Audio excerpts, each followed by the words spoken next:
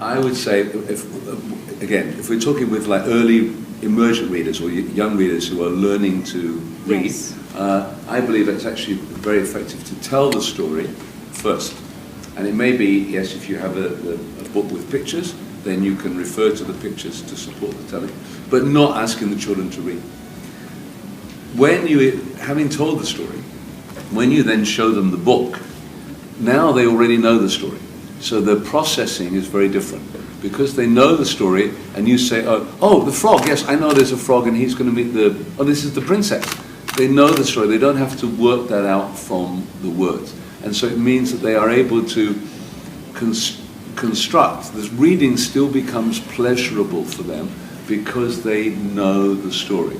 If you throw them the words, the book cold, then they've got a lot of deciphering and processing to do. It's the same with, like, if it was mother tongue. I would say tell the story in the mother tongue first, before you show them the text. Because again, it will make accessing the text so much easier.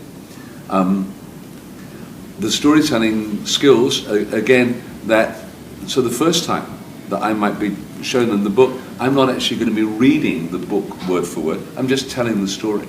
And this is the story from the book.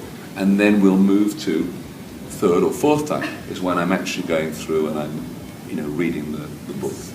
The storytelling things, this will be some of the things that we'll talk about this afternoon, but just in terms of being expressive and voicing a character, thinking about when am I going to be loud in the story, when do I want to be soft, when do I want to be kind of really intimate in a story, that kind of thing, So and this is the bonding. Always the best time for me with my kid was when I was telling him a story. We'd snuggle up at the end of the day on the bed there, and I tell him a story, or I read a story, and it's arms around him, and we're really kind of in close together, and we really bond, and we're going through that. And it's as I'm reading the story, we can perhaps stop and ask him, and how do you think the frog's feeling now when he meets the princess? How would you feel if you met a princess? It's that kind of engagement. It's not just read, okay, bedtime, go. But sometimes it's like that because I'm tired or he's tired. But in an ideal world, then you take the time to that. What can we see in the picture? Because often, if you're working with a picture book, there are lots of illustrations. What can you see in the garden? Can you see any? So they're now really looking at what's in the pictures in the book. So the book, this is a visual resource. If it's a good picture book, there'll be a lot more. Because the text is very simple.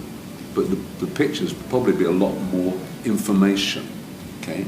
What can you see that's red in the picture? Oh, look, it's, Tudong and the apples and the robin up there, So there are so many, so that kind of thing. So you really get in the process just to practice their observation skills, aren't you?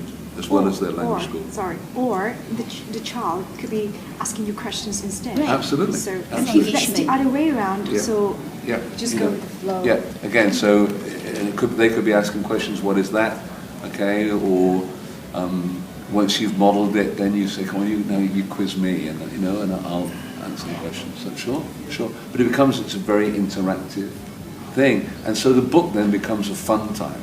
This is how you create avid readers, because the book is a doorway into, and again, I think it's wonderful that, as a parent, you are giving this one-on-one time. You talk about quality time. There is no more quality time than when you're sat reading a book, and the kid is sat on your lap, or you're snuggled up in bed, or on the cushion, or wherever it is. That's real quality time to me, because it's a very intimate moment, and you make that special. Sometimes I'll they echo read, that you read a line, or you say, come here, and the child goes, come here, it's like the king, and they will echo the dialogue or whatever, so they can be part of the story, again, as they become more confident. So often I'll do this with my son, that I read a bit and then he reads a bit, and we kind of like, so he's not looking at a whole page, we kind of break it up paragraph. He likes doing the voices, so he does the voices, and I do the boring bits with Snarl the king. Is that a snarl?